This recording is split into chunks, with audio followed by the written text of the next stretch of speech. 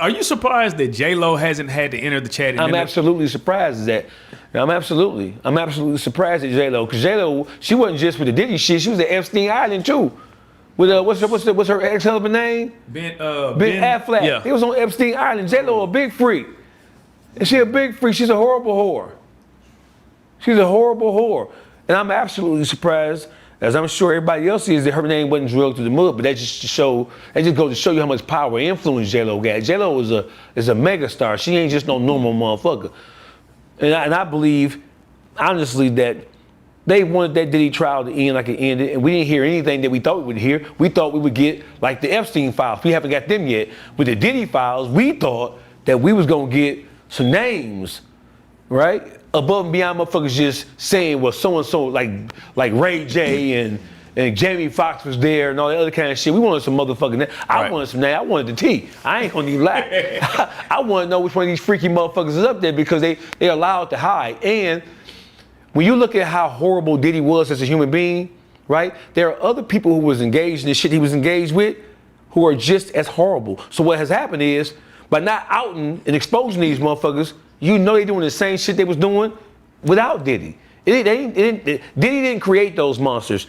Diddy just provided a safe haven or a playground for motherfuckers to come and do the horrible shit he was doing, just like Epstein did. Yeah, that's crazy, bro. When it's all said and done, how do you think this whole Diddy thing will play out? Diddy, he gonna get back home and just get back to it? He's going to get back home and get back to it. You know why? Because all you gotta do is look at the people. So listen, the Lil Rod guy, the producer. Right. Okay, so listen, Lil Rod has come out. He was a main part of the documentary that 50 Cent produced, right? Right. He's sitting up like a little bitch ass nigga, crying like a goddamn victim. So you telling me that he did produce the Love album? Yeah, right? he did. Yeah, he did do it. What did you get out of it? We now know Diddy was jerking everybody. The reason why we have the documentary in large part is because without that footage, there is no documentary. Right? It's just a bunch of people speculating about what he may have done and what he may have said in any particular time. That footage came about because Diddy was a horrible businessman. He didn't pay anybody. He used everybody, and he felt like that he was so powerful and so influential that he can just use people to do what he wanted to do, right? So that's how we got the footage. So, but when you back up for a second, right? Lil Rod, what you was willing to trade in your manhood, not even for fame, because the album came out. And he was no more famous than he was prior to the album came out. He actually got more famous by exposing himself. Yeah, you more famous by saying nigga stuck a finger up your ass. Right. Now, you more famous because you telling the story as a grown 30-year-old nigga, late 20, 30-year-old nigga about nigga sticking a finger up his ass. And you waking up your asshole hurt. Right? So he didn't just compromise his manhood. He traded his manhood for potential stardom and fame. The Love album came out and we didn't know who the fuck Lil Rod was. Yeah. So you traded your asshole for fame that you didn't get. That's the ultimate trick. That's how you know Diddy deserved 25 years for the shit he did. You promised nigga some fame, you don't give it to him, you take his ass from him, and then now this nigga here crying like a little bitch. Do I feel sorry for Lil Rod? No, I don't feel sorry for you, because nigga, that's the prime example. It's a prime example of motherfuckers trading their own manhood in for fame and fortune that you never get. But let me ask you this, wwhy don't we feel sorry for Rod? Because if it was a woman telling that story, because he a bitch ass nigga, he a man. And as a man, men operate on different standards, right? Women are the weaker of the sexes. So as a man, you never supposed to trade your integrity, right? It ain't about when a motherfucker, because we would have never knew that Diddy violated you until you told us, right? So your whole thing is you're trying to get famous now. You was trying to get famous by working with Diddy to begin with. You traded in your manhood in the process of creating the album. He could have stopped that shit any time he wanted to. But you know what's so crazy though? Like, Lil Rod was telling this story way before Diddy got locked up. He was telling this exact same story, but nobody gave a fuck or nobody believed him. He was telling the story because he didn't get the compensation and the fame that he was seeking. Right, but what I'm saying is nobody believed him. Like everybody just kind of brushed it like they couldn't believe it. Even one of the male prostitutes told the exact same story that was on the stand, and I was like, damn, that's crazy. There's a whole interview out. But when it comes to males getting molested, it seems like nobody give a fuck, bro. In the culture we live in, bro, we just don't feel sorry for grown men. Right. Had there been children involved with this situation like they initially offered us, they told us there was kids involved in this whole shit going on, and that's what made motherfuckers really tune into this shit. You feel what I'm saying? But when it comes to grown men crying and complaining about niggas sticking their finger up your ass, I just don't know if we ready for that level of forgiveness, or I don't think we empathetic in that way. We're not. Because you grown, niggas. But should we be? Well, we have to be watchful and mindful, because now we know more than we now know that.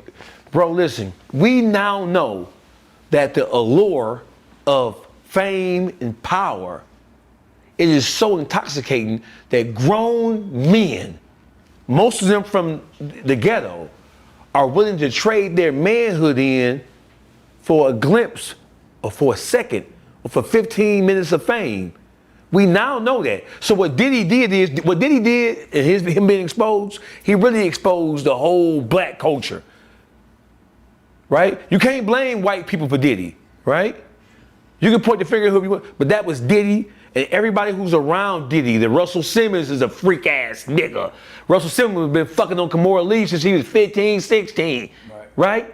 And then this nigga somewhere in Bangladesh hiding out where there ain't no extradition. Russell Simmons, they created and groomed. See, Diddy was groomed by the Clive Davises, by the Andre Harrells, and by all them other freaky ass niggas, Kevin Lyles ass niggas. All them niggas at the top of that shit were all some freak ass niggas, period. Simple as that. Who knew that hip hop was that freaky? Now when Hassan Campbell came out and said African Bambaataa been raping, that story still ain't been told, right? We grew up, I'm old as a motherfucker, I grew up fucking with the Zulu Nation and Africa Bambaataa, right? Couldn't find out all these, New York. So who knew that New York was the bastion for freak ass, homosexual ass, hip hop ass niggas? We didn't know that. Right. And they got the nerve to be talking about how other motherfuckers affected hip hop. No, you niggas introduced homosexuality into the culture. Y'all made homosexuality, we now know, fair seeming. Y'all, everybody who in the world of hip hop, who they say was engaged in all this old gay shit, they all from New York City. So Fat Joe, Jadakiss, what's the nigga name? Fabulous and all the rest of them niggas. Y'all need them podcasts. Talk about them freak ass niggas y'all got up there in NYC. Them gargoyle ass, vampire ass niggas up there. Man, off of that, right? We got Pooh Shiesty back home. Shout out to Pooh Shiesty. Came home. Dropped the first day out when really the nigga been out for about 2 months. But how do you feel like Pooh Shiesty gets out? They rage baited him into kind of going against NBA YoungBoy because he stands with Dirt, obviously. They did. Right? You as a street dude, how should he move to not get sucked into that? I mean, listen, bro. We just talked about the whole Diddy thing, right? We now know that what we now know is the world of hip hop. We know for a fact, there's always been talk about how hip hop has been homogenized, how it's been pasteurized. Right. We now know that all this shit is bait and switch. All this shit is corporate planning, right? And so all they're allowing these niggas to be niggas, right? And the greatest trick that they ever played on man was making a man think that the shit that he doing it because he want to do it according to his own free will. They know what you niggas want to do. And they set the stage for you niggas to do it. Now, so prior to Pooh Shiesty coming home, we just talked about this, how the world of hip hop has been moving away from a lot of the drill, kill, and all that destructive ass shit. We tired of that shit. Pooh Shiesty come home, and all of a sudden, niggas got all the energy in the world to drill and kill and beef again, because that's the way they wanted to be. And you don't see no major executives coming out talking about this shit. You don't see anybody of any great importance or any real magnitude coming out saying, hey, we was just off of that shit, bro. We just moving away from all that destructive shit. We watched all these niggas get indicted. All these niggas die. We watched all that shit, and then Pooh Shiesty come home, and they right back on it because, right, Pooh Shiesty YoungBoy didn't really have anybody with that street credibility who could go against him. What's his nigga name? the nigga with the gay Tupac ass remake, what that nigga name? NLE Chop. If you don't sit your bitch ass down. But he came out as a gangster rapper initially. Now I'm saying, did you see this latest round of this? Yeah. Listen, that's some Jay-Z Rockefeller ass shit. That is corporate. That is corporate America trying to create an antithesis to Young Boy. This nigga Tupac rolling over this grave. Did you see this nigga? How you gonna choreograph hit him up? If you don't sit your bitch ass down somewhere with that pussy ass shit, I don't know. I don't know if you fucking with NBA with that weak shit. This nigga doing choreographed dancing with his shirt off, sweating, licking his lips, trying to diss a nigga. That is the current state of hip hop. That right there tell you everything you need to know about what they're willing to fucking accept and push forward. Because where the fuck NLE Chopper come from? You can't fuck with Young Boy. I don't know if you fucking with that. Just come look. Did you see that shit? Did you see this shit? Yeah, no. Now when you it's so wild. It's so wild. It's funny now. Like now it's just funny. I know I'm being asked the questions. Did you see that shit, bro? Yeah, bro. Right? That shit was crazy. And the first thing I thought, because I heard he was talking about how crazy and how clownish she was.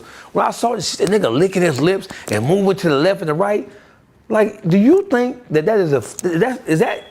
So that's hip hop now. That's how you go at a nigga now? By doing choreography to a Tupac song?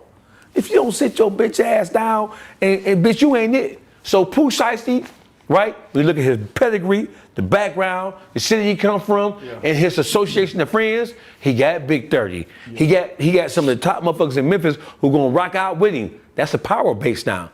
Memphis is stronger now than it ever has been, you know, even with the passing of Dolph, right? Memphis is the new Atlanta. My nigga, they churning them out. Yeah. If we can keep them alive, if we can keep the niggas alive, Memphis is stronger than Atlanta right now. Right. If you can keep the niggas alive, keep them out of jail. Real life.